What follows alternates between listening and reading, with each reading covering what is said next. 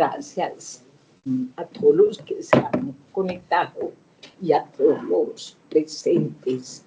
En el día de hoy tengo el gusto de presentar a la doctora Carolina Rincón, que recientemente inició su trabajo con nosotros. Ella es magíster en educación médica en múltiples áreas.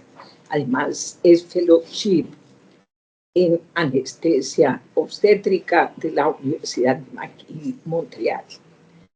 Y fue jefe del programa de anestesiología de la Universidad Javeriana.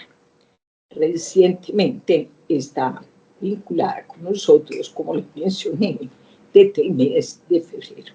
Aprovechando todo su conocimiento, vamos a hablar hoy de un tema supremamente interesante y es el trabajo interdisciplinario y su importancia en anestesia obstétrica. Doctora Carolina, pide la palabra. Bueno, muchas gracias, doctora Nuri, por esa introducción. Muchas gracias a todos por este espacio. Digamos que el tema de hoy es las habilidades no técnicas que antes eran conocidas como habilidades blandas. Digamos que es un espectro muy amplio donde vamos a encontrar cosas como profesionalismo, liderazgo, cosas que intuitivamente pues como que creemos que traemos de la casa y que nuestros médicos salen desde sus carreras de medicina, pero lo que recientemente la evidencia ha dicho es que así como nosotros incorporamos en nuestros currículos cosas de conocimiento médico y habilidades técnicas, también deberíamos incorporar estas habilidades interdisciplinarias y no técnicas también. Entonces, la charla de hoy la voy a dividir en dos. Esta primera parte, pues como que intuitivamente sabemos que es importante, pues el trabajo interdisciplinario es importante. Ya puedo acabar la charla, pero les voy a mostrar como la evidencia y después al final vamos a hablar de una herramienta de comunicación que no necesariamente es comunicación en crisis, sino de comunicación en la vida, porque el que es bueno comunicador en la casa es buen comunicador en su trabajo. ¿Listo? Entonces, el primer ejemplo que tengo es, durante una cesárea, el anestesiólogo administra anestesia espinal a la paciente, quien presenta hipotensión severa secundaria. Instaura el tratamiento sin respuesta, pero no lo comunica con el obstetra. El obstetra desconoce la urgencia de agilizar la preparación, la incisión y la extracción del bebé. Entonces, este es un ejemplo claro de una barrera de comunicación que puede ser cotidiano y que puede tener desenlaces pues, fatales tanto para la mamá como para el bebé, ¿cierto? El segundo ejemplo, también un ejemplo cotidiano, paciente en trabajo de parto con indicación de cesárea categoría 1. El anestesiólogo no tiene clara la urgencia, pues nadie le dijo que era categoría 1, le dijeron que era una cesárea. Y administra anestesia espinal como rutinariamente lo hace para cesáreas programadas, tomándose el tiempo pues necesario, ¿cierto? Entonces, otro ejemplo pues que puede tener desenlaces muy indeseables y que también pasa cotidianamente. Entonces ya después de abrir pues como estos ejemplos, porque muchas veces uno dice, bueno, sí, el trabajo interdisciplinario, pero ¿cómo se ve una comunicación en sala de partos? Pues como ejemplos de por qué la comunicación es importante. Esta es una publicación del 2009 donde encontraron que la mayoría de las demandas que están asociadas con anestesia obstétrica eran potencialmente prevenibles y la mayoría están dadas por como retrasos en el diagnóstico y pobre comunicación entre los obstetras y los anestesiólogos. Aquí quiero hablarles de los pilares actuales de la anestesiología pues moderna, ¿cierto? Entonces tenemos el pilar principal que debe ser centrado en el individuo. Debemos caracterizar al paciente. Nosotros apenas ingresa la paciente a nuestra unidad, debemos identificar los factores de riesgo. Las pacientes, por ejemplo, con cardiopatías requieren un protocolo diferente, igual que las pacientes con acritismo. El otro pilar muy grande, que es el que estamos trabajando hoy, es la importancia del trabajo interdisciplinario. Y el otro es la medicina perioperatoria, que habla mucho del liderazgo que nosotros debemos tener en las salas de parto. Nosotros no solamente somos los anestesiólogos, sino somos como el intensivista, el internista de sala de parto, ¿cierto? Debemos ser muy proactivos y no esperar como a tomar medidas de forma como a la reactiva, sino estamos preparados y todo el tiempo proactivamente evaluando nuestras tareas. Entonces, el contexto grande del trabajo interdisciplinario es que el parto definitivamente es un evento que involucra diferentes especialidades, como obstetricia, enfermería, anestesiología y pediatría, ¿cierto? Las pacientes, digamos que son conocidas por múltiples especialistas diferentes porque tienen estadías prolongadas en los turnos y además hay una característica muy importante de estas pacientes, es que ellas tienen altas expectativas. Pues digamos que el día que uno tiene un bebé es como el día que uno se casa, el día que uno hace la primera comunión, pues es el día más importante de la vida de uno.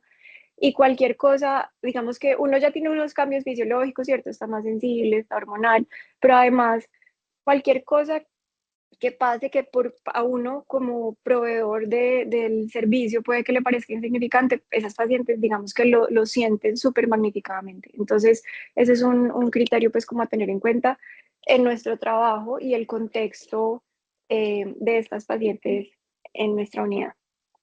Esta es una publicación que se hizo en el 99 que habla acerca del error humano en nuestra práctica médica, ¿cierto? Entonces, define el error como la falla de completar una acción planeada como se espera o el uso de un plan equivocado para alcanzar un objetivo ideal. Y ellos dicen, pues nosotros somos humanos, somos médicos, podemos equivocarnos, ¿cierto? Pero entonces después empiezan a desglosar estos errores y nos damos cuenta que la mayoría de estos errores podrían ser prevenibles si manejamos ciertos factores, porque digamos que no es un error, no sé, de la máquina de anestesia, ¿cierto? Son errores intrínsecos de nosotros que podrían ser prevenibles. Entonces, por ejemplo, miren el riesgo de error cuando hay pobre comunicación se aumenta hasta 10 veces, cuando hay pobres indicaciones o procedimientos equivocados se aumenta hasta 3 veces. Cuando hay un ambiente hostil, hasta 1.2 veces se aumenta el error, ¿cierto? Digamos que hay otros que son más intuitivos, como por ejemplo cuando no conocen el procedimiento, pues que se aumenta hasta 17 veces. Y miren el estrés, eh, cuál es la probabilidad del error humano cuando existe estrés. Es 1 de 4, ¿cierto? Entonces, estrés no solamente estrés de la sala de cirugía por la alta carga cognitiva que tiene, porque son escenarios de urgencia, sino el estrés intrínseco de la persona.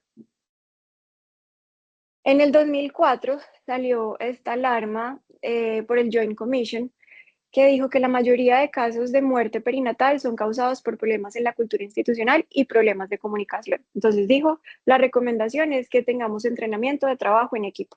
Esa fue como la alarma que ellos lanzaron. Entonces, después salió la COC a decir, bueno, listo, entonces el trabajo en equipo es importante. Lo que tenemos que hacer es promover la seguridad del paciente para aumentar para sí, mejorar la calidad de la atención. Entonces, la recomendación, mejorar la comunicación, pero realmente yo les pregunto a ustedes qué es una buena comunicación, especialmente en una urgencia, ¿cierto? Es muy difícil. Sobre todo en un ambiente donde hay estrés agudo, donde hay alta carga laboral, donde hay presión de producción y que requiere vigilancia intensa, como cosas importantes que sea libre de error, con comunicación efectiva y el trabajo interdisciplinario. Entonces, ¿cuáles son las competencias del trabajo interdisciplinario? ¿Qué cosas tenemos que trabajar nosotros para lograr un buen trabajo interdisciplinario? Que tengamos competencias en liderazgo, en el monitoreo del desempeño, comportamiento de respaldo, la adaptabilidad y la orientación interdisciplinaria. ¿Cuáles son las características de trabajo en equipo? Entonces, hay unas características que son personales, unas características que son de grupo y unos factores del lugar de trabajo, ¿cierto? Nosotros digamos que hay cosas que nos afectan ese trabajo en equipo. Personalmente, por ejemplo, la parte de la reputación, de la experticia, pueden funcionar como facilitadores, pero la mayoría de veces funcionan como barreras. Los factores del lugar de trabajo están dados pues, por el personal general con el que uno trabaja, la organización del trabajo y el ambiente de trabajo. Y las influencias de grupo eh, incluyen la parte de comunicación, relaciones y equipo. Entonces, ¿cuáles son esas competencias en sala de partos que están demostradas, que tienen evidencia para mejorar los desenlaces en anestesia obstétrica? El liderazgo, la conciencia situacional, que ya voy a hablarles un poquito de la conciencia situacional porque este es un temazo.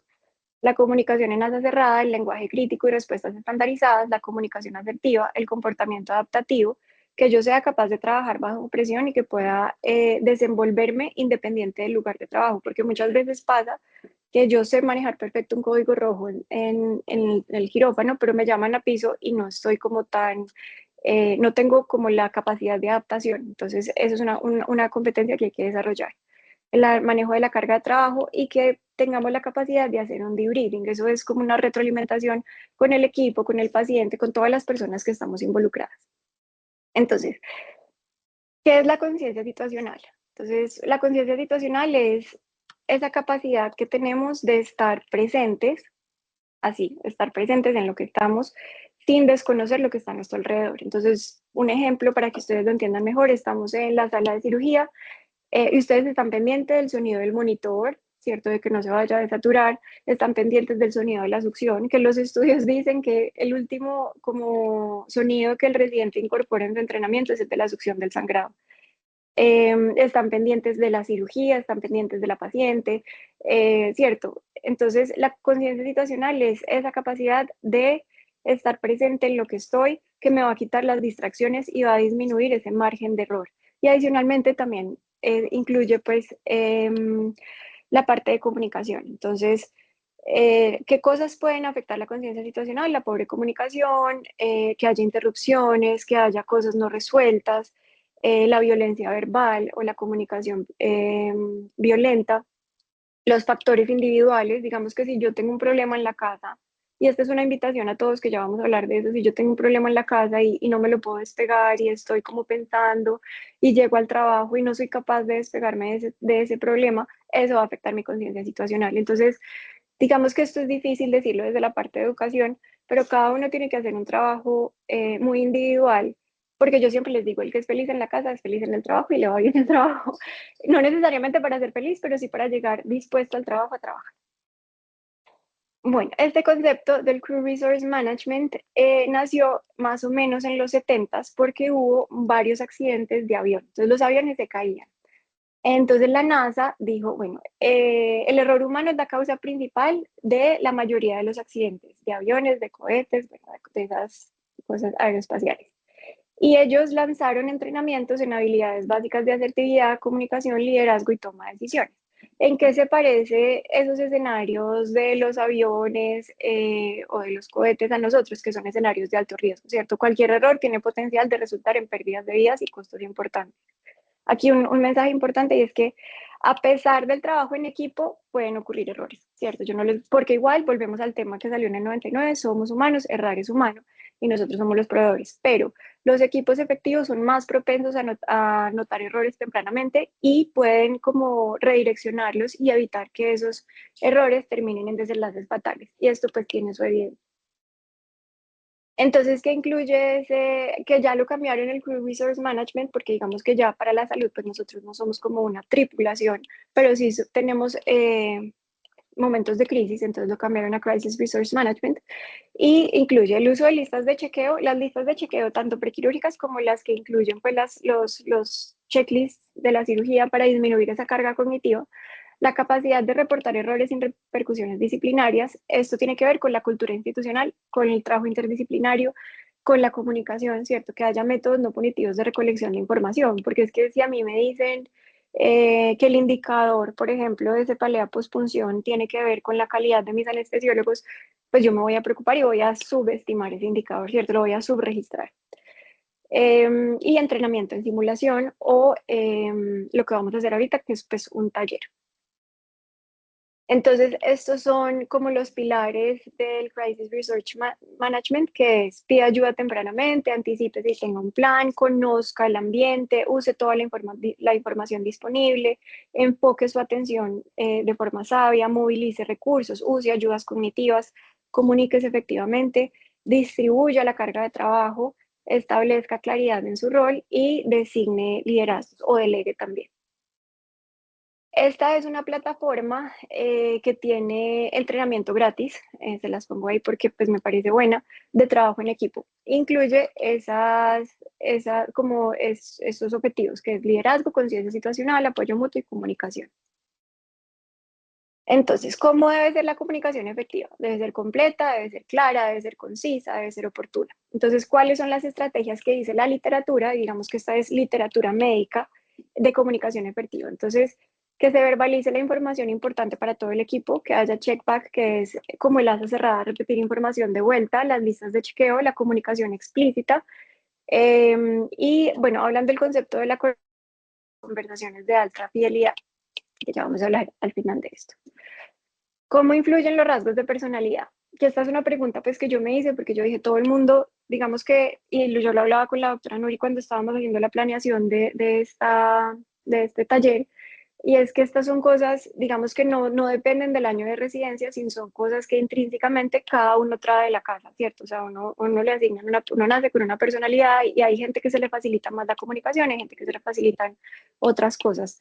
Entonces, básicamente hay como 5 rasgos de personalidad estudiados. El primero es la gente que es muy extrovertida, el segundo es conciencia, que yo creo que la traducción quedó mal, pero es como esa gente que es más consciente, que piensa en el otro, que es más empática. La apertura, la amabilidad y el neuroticismo. Entonces, lo que se ha encontrado es que las personas que tienen el rasgo de neuroticismo son los únicos que tienen una asociación negativa en los trabajos interdisciplinarios. Entonces, ¿por qué? Porque son gente que se comunica mucho, o sea, que habla mucho, mucho, pero esta comunicación nos lleva como a un mejor ambiente en el lugar de trabajo y puede ser al contrario perjudicial.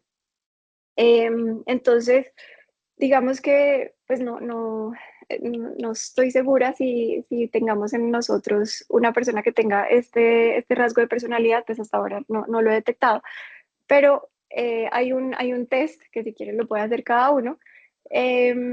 Y pues si sale que ese es su rasgo de personalidad predominante, pues empezar a trabajar en eso para atenuarlo, sobre todo en el trabajo. Entonces, bueno, este es un estudio que publicó Rebecca Meinhardt, que es la presidente actual del SOAP. Y ella, digamos que evalúa era la comunicación como a través de los campos, dice eso, como de los campos quirúrgicos.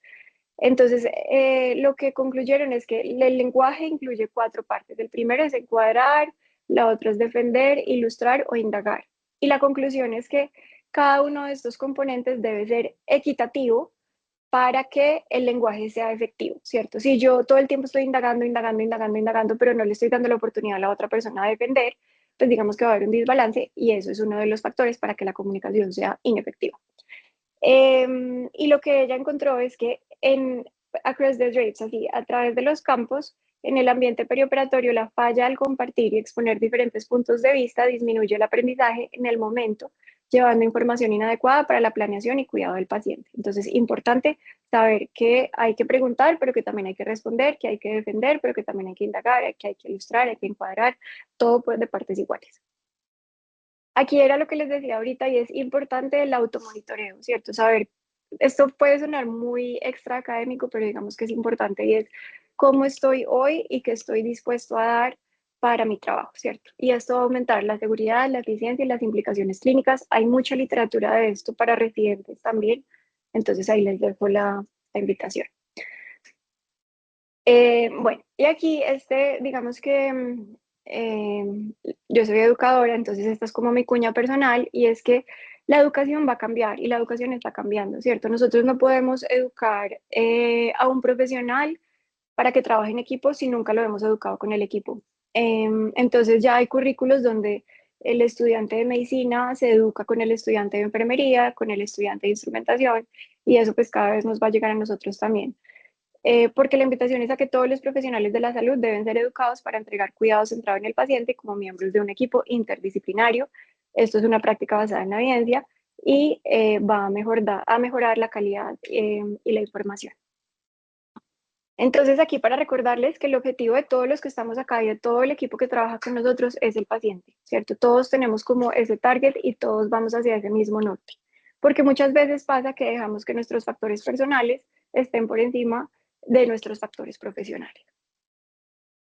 Bueno, la simulación es importante porque traduce a la práctica esos conceptos de trabajo interdisciplinario, es una práctica en un ambiente seguro y digamos que es como el escenario más fácil de uno tener un equipo interdisciplinario, de que yo pueda traer enfermería, las estudiantes y todo el equipo. Entonces, las conclusiones de esta parte es las competencias y habilidades clínicas no son suficientes, ¿cierto? Yo puedo ser muy buen clínico, pero tener unas habilidades no técnicas medio regulares y eso no va a asegurar un desenlace clínico exitoso.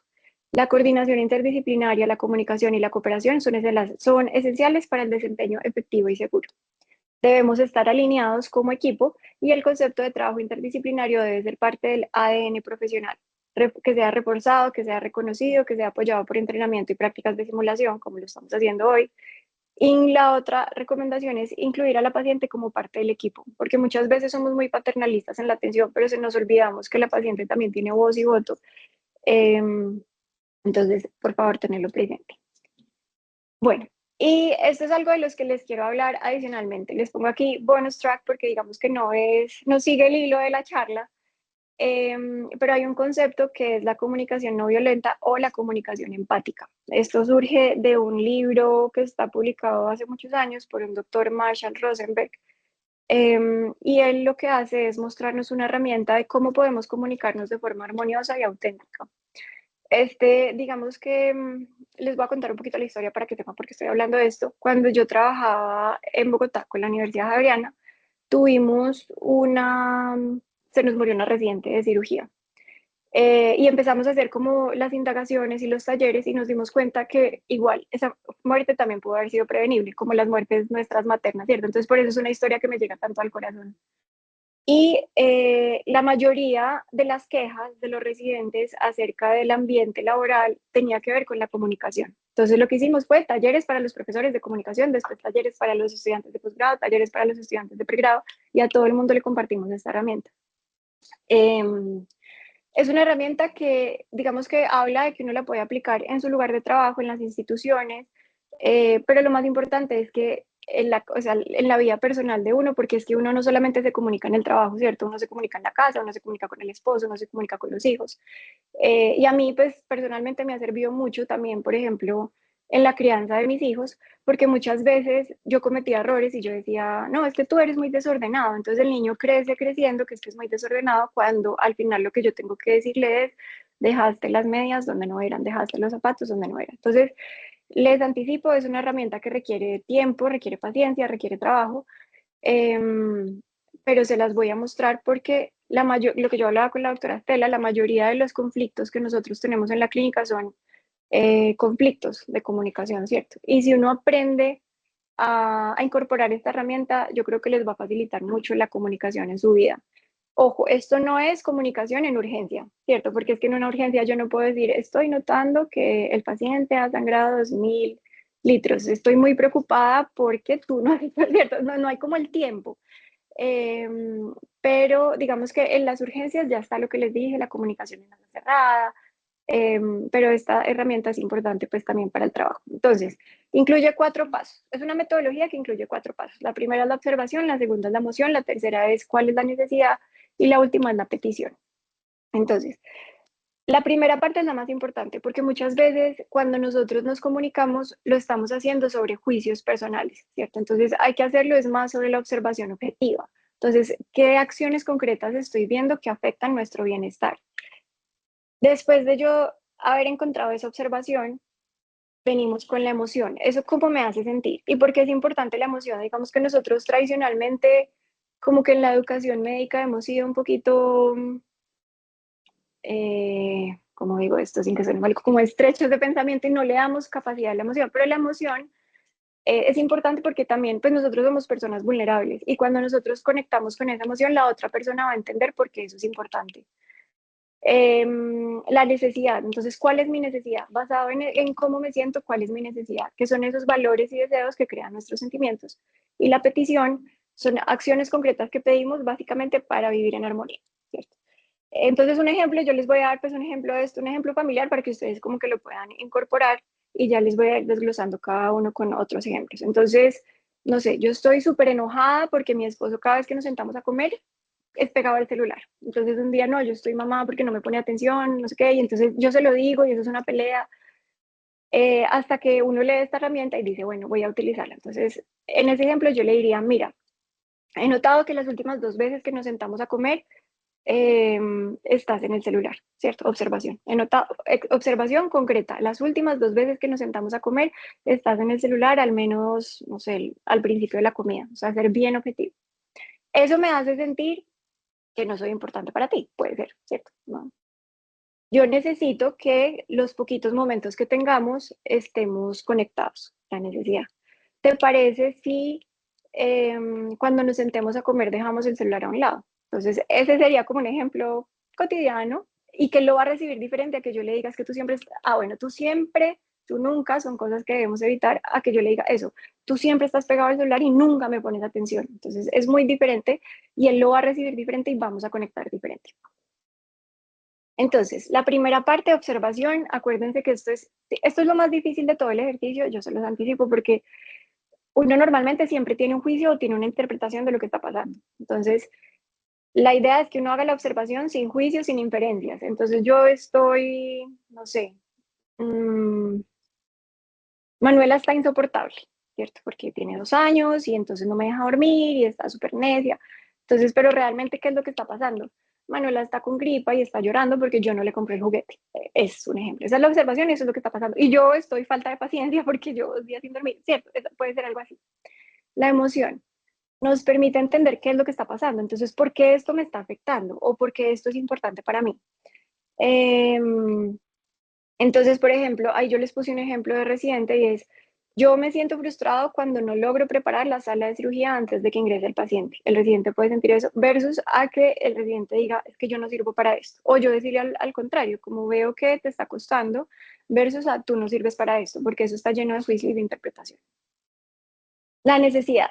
Entonces, nosotros todos tenemos valores, principios que rigen nuestra práctica y acuérdense que expresar nuestra vulnerabilidad puede ayudar a resolver nuestros conflictos, ¿cierto? Aquí se trata como de volver a la humanidad, que tanto hablamos de la humanización médica y es, pues aquí todos somos personas, aquí todos estamos en nuestro propio proceso. Yo estoy segura que aquí más de uno tiene alguna cosa, alguna preocupación en la casa que dejó para venir a estar acá y eso hay que reconocerlo, ¿cierto? Aquí hay una cosa importante y por eso se los puse en rojo y es que lo que los otros hacen puede ser el estímulo de nuestros sentimientos más no la causa. Entonces, a mí no me hacen nada, o sea, aquí conmigo nadie está siendo grosero. Puede que la otra persona, no sé, por ejemplo, un ejemplo de la vida real. Fui a entregar un paciente a la UCI y el intensivista no tuvo buena comunicación y me lo recibió a los gritos, ¿cierto? El que él grite no me hace sentir mal a mí, pero sí puede ser un estímulo para que yo me sienta mal. Pero digamos que lo que él grite habla más de él que de mí, ¿cierto? Eso es como un ejemplo.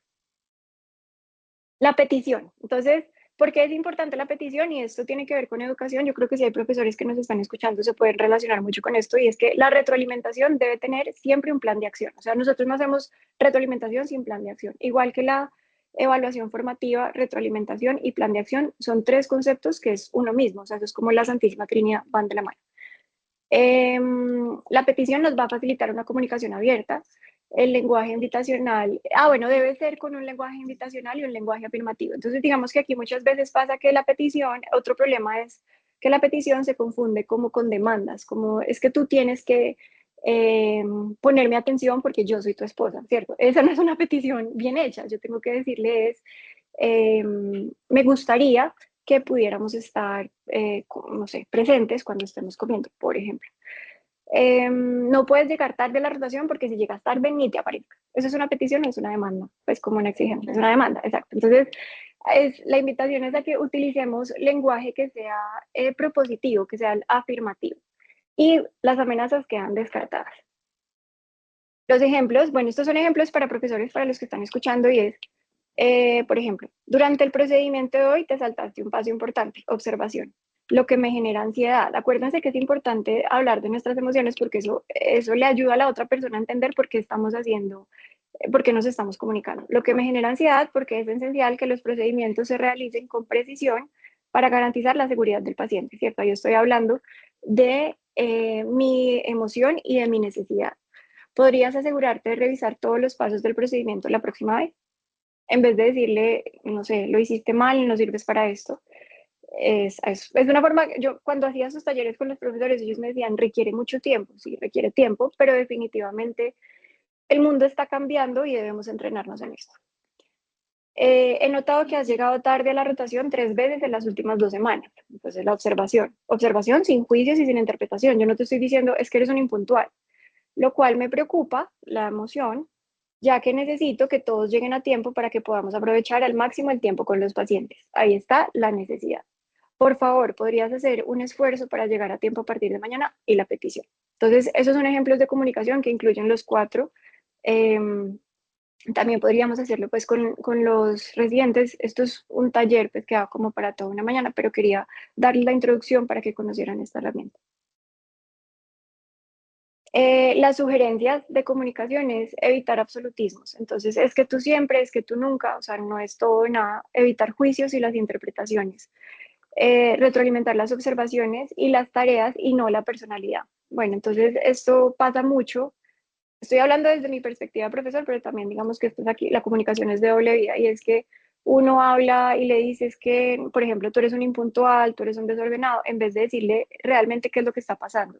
Y hay estudios en retroalimentación que hablan que tiene mayor satisfacción y mayor como cambio, mayor mejoría los estudiantes en los que se les retroalimenta la tarea y no la personalidad. Yo no le digo tú eres bueno, tú eres malo, sino estás haciendo las cosas, eh, estás cumpliendo con las cosas a tiempo, tienes buena técnica, ¿cierto? Acuérdense, la tarea y no la persona. Evitar las comparaciones con los demás. Y esto aquí, digamos que se desglosa de otra teoría, que es la teoría del growth mindset. Y yo no sé si lo han escuchado, ahorita los emprendedores hablan mucho de eso, de la mentalidad de crecimiento, los que son orientados a la meta, los que son orientados a performance. Y es que realmente, este es un concepto que a mí me cambió la vida y se los digo ahorita, es que el mejor residente no es el residente que mejores notas saca o el que más sabe, sino el que más ganas de aprender tiene, ¿cierto? Eh, Esto parece una charla motivacional, espero que los motive, porque digamos que la mentalidad con la que uno llega a medicina va cambiando a medida que uno va avanzando. Entonces, al principio de la carrera, la mentalidad es más orientada hacia el performance y a que yo sacar mejor nota, pero lo que está demostrado en los estudios es que nosotros, como los músicos, como los artistas, a medida que vamos avanzando en nuestra carrera, tenemos una mentalidad más hacia el crecimiento. Entonces, realmente yo practico y practico, practico porque quiero mejorar, más no porque quiera ser mejor que el otro, ¿cierto? Y la última sugerencia en la comunicación es evitar la negación de responsabilidad. Como yo decir, no, es que a mí me toca calificar, pero yo no estoy de acuerdo con las notas, o yo le pegué a mi hijo porque salió corriendo hacia la calle versus un lenguaje que reconoce la elección, ¿sí? O sea, yo le pegué a mi hijo porque me dio rabia y no me pude contener. Ahí estoy hablando de mi responsabilidad. Eh, yo califico porque es la forma de tener un seguimiento del progreso de mis estudiantes. Entonces, bueno, esto es como lo que les traía para hoy.